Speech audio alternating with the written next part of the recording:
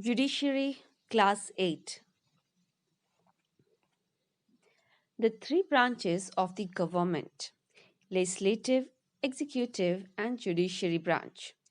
The legislative branch, which makes the laws, executive branch, which implements the laws, and the judiciary branch, which enforces the laws.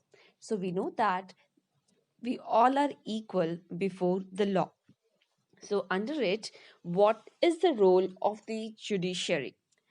The judiciary system provides a mechanism for resolving disputes between citizens.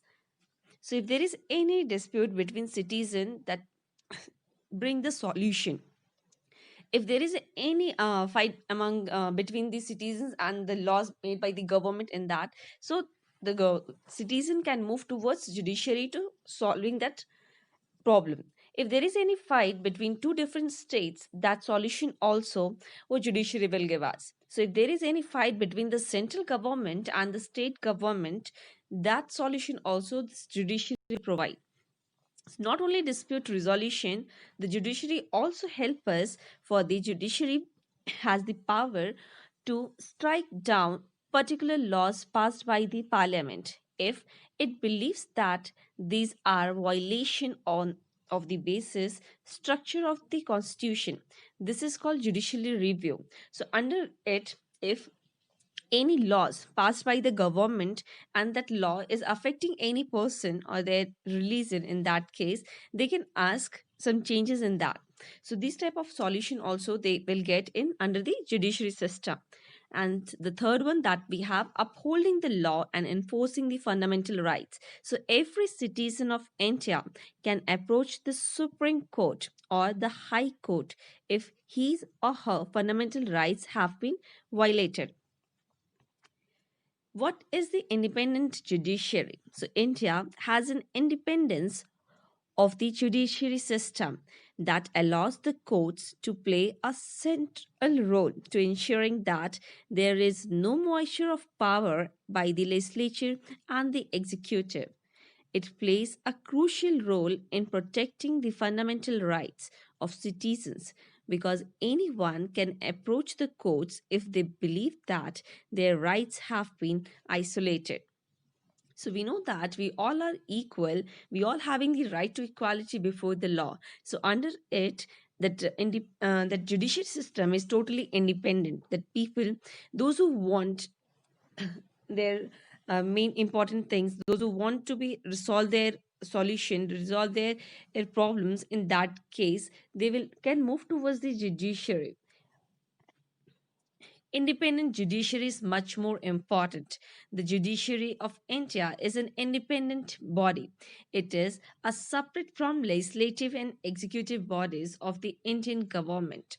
The legislative and executive, that is the central and the state government, cannot be interference in the work of judiciary. So if any person, like he is a president or prime minister of a country, they cannot also interfere in the matter of judiciary system. So the courts are not under the government and do not act on their behalf. Judges in the High Court as well as Supreme Court are appointed with very little interference from the branches of the government. It is also very difficult to resolve a judge from his or her post. So nobody can change the judge according to their satisfaction, according to their demands. So this judicial system is totally different, totally separated from executive and legislative. What is the main organizations of our country? So the organization of the judicial system in India, there are mainly three different branches, we can say, as like the first one we have Supreme Court of India, that work in the main central of our country, that is working in New Delhi. And the next we have High Court. In most of the states they are High Court. And the third that we have in a district courts, also known as subordinated courts. Mainly you can see here as like Supreme Court, only one is there, that is in New Delhi.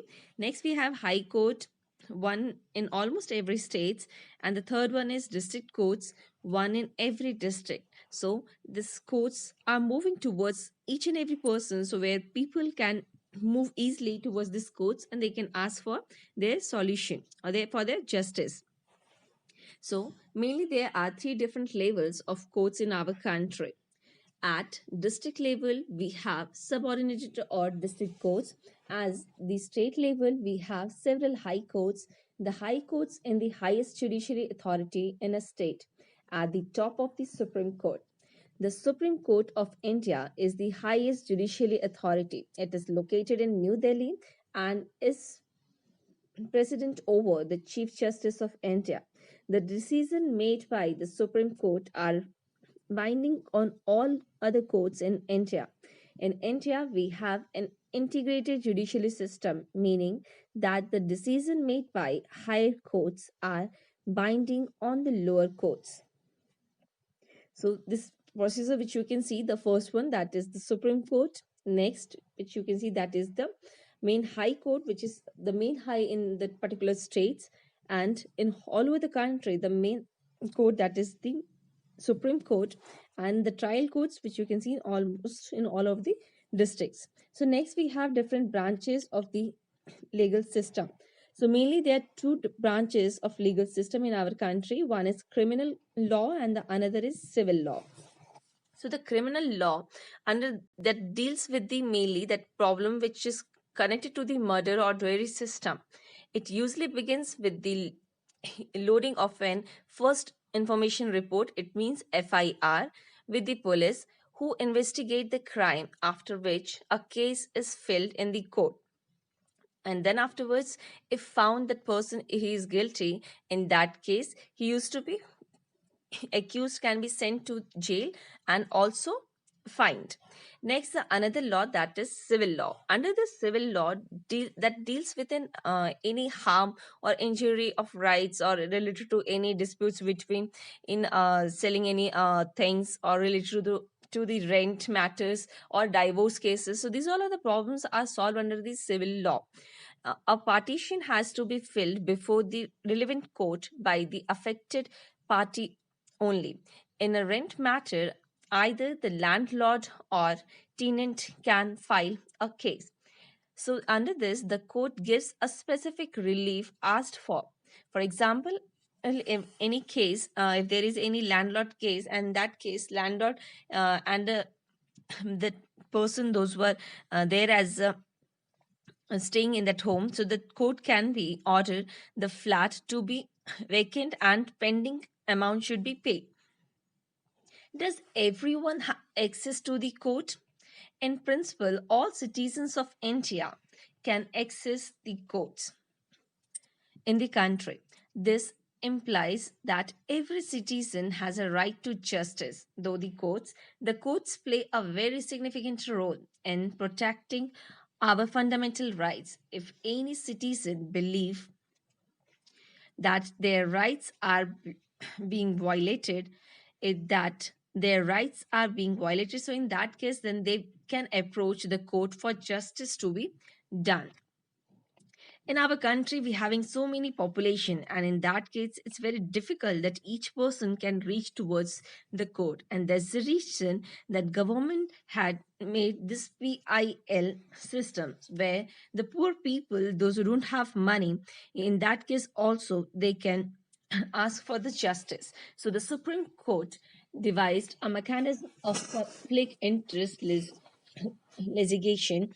Under this, an increased access to justice in 1980s. It allowed any individual or organization to fill a PIL in the High Court or the Supreme Court on behalf of those whose right were being violated. The legal process was simplified, and even a letter or telegram addressed to the Supreme Court or the High Court could be treated as a PIL.